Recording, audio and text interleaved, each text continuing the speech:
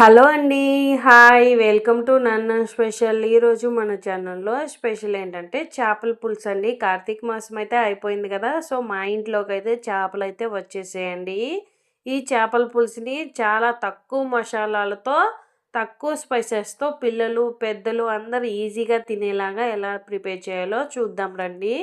దీనికోసం మనము ఒక కేజీ చేపలనైతే తీసుకొని ఉప్పైతే యేసుకొని నీట్‌గా కడిగి పెట్టుకోవాలండి. 2, 3 సార్లయితే క్లీన్ చేసుకోండి చేపలని. మ్యాక్సిమం కల్లుప్పు యూజ్ చేయండి. నా దగ్గర లేకపోవటం వల్ల సాల్ట్ అయితే యూజ్ చేశాను. ఇప్పుడు ఒక 50 గ్రామ్స్ వరకు చింతపండునైతే నానబెట్టి, చింతపండు గుజ్జునైతే తీసి పక్కన ఉంచేసుకోండి. ఇప్పుడు ఒక కడాయిలో 3 టేబుల్ స్పూన్ వరకు ఆయిల్ హీట్ చేసేసుకొని, ఒక పెద్ద సైజు ఉల్లిపాయలు 2 అయితే సన్నగా కట్ చేసుకున్నాను. 4 పచ్చిమిర్చిని ఇలా పొడవుగా కట్ చేసి యాడ్ చేశాను. ఈ ఉల్లిపాయలు గోల్డెన్ బ్రౌన్ కలర్ వచ్చే వరకు ఫ్రై చేసుకోవాలండి. చేపల పులుసుకి ఎప్పుడైనా కూడా ఇలాంటి ఎడల్పాటి కడాయినే యూజ్ చేయండి. ఇది హైట్ తక్కువ ఉంటుంది, ఎడల్పు అనేది ఎక్కువ ఉంటుందండి. ఇందులో చేపల పులుసు చేయటం వల్ల చేపలు అనేవి ముక్కలు అవ్వకుండా స్ప్రెడ్ అవి ఉంటాయండి, ప్లేస్ ఎక్కువ ఉంటుంది కాబట్టి.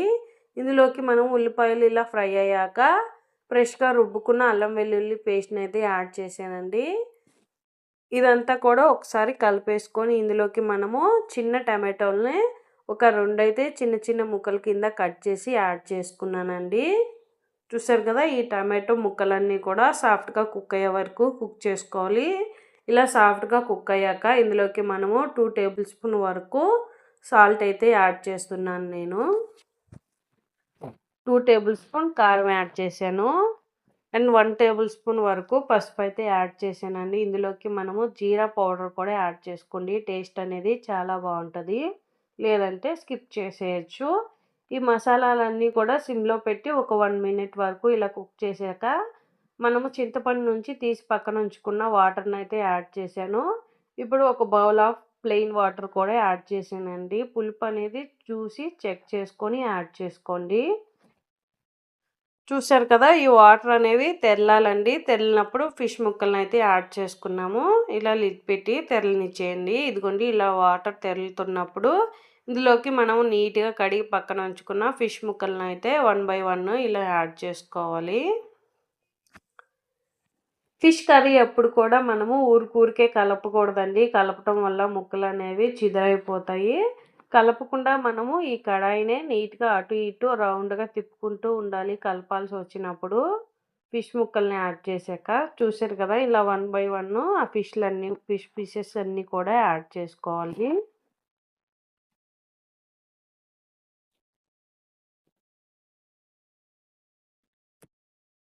ఇదంతా కూడా ఒకసారి కలిపేసుకొని లిడ్ పెట్టేసి కుక్ చేసుకోవాలండి.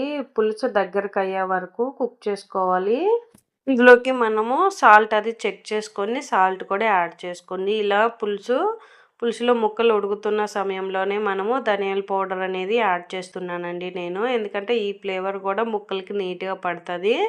ఈ ధనియాల పౌడర్ అనేది ధనియాలను డ్రై రోస్ట్ చేసి ఎండు కొబ్బరి మరియు వెల్లుల్లి యాడ్ చేసి మిక్సీ పట్టుకుంటానండి నేను.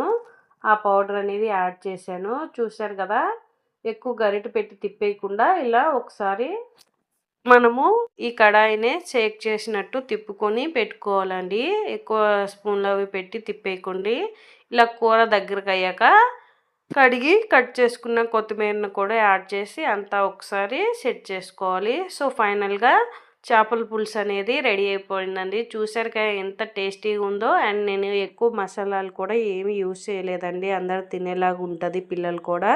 సో, మీకు నచ్చితే లైక్ చేయండి, సబ్స్క్రైబ్ చేయండి, బెల్ ఐకాన్ని ట్యాప్ చేయండి. నేనైతే ఈరోజు రాగి సంగటి మరియు ఫిష్ కర్రీ చేశానండి. మీరు కూడా ఇలాగే ట్రై చేయండి. Thank you for watching.